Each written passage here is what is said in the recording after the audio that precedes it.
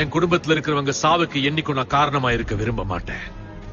உயிரா நேசிக்கிற ஒருத்தனை நானே கொல்லணும்னா எவ்வளவு வெக்கப்பட வேண்டிய விஷயமா இருக்கும். அத நான் எப்பவோ மறந்துட்டேன். நீ மறக்கலாம், ஆனா இவங்களால மறக்க முடியணும். உன்னை நம்புற இவங்களுக்கு நீ பண்ணின விஷயம் தெரியுமா? அவன் என்ன சொல்றான் சிம்பா? அப்ப நீ ஒருத்தர்கிட்டயும் இது வரைக்கும் உண்மைய சொல்லலையா? சரி சிம்பா, இதுதான் நீ செஞ்ச பாவத்தை ஒத்துக்கிற நேரம். சொல்லு, முஃபாசாவோட சாவுக்கு யாரு காரணம்னு?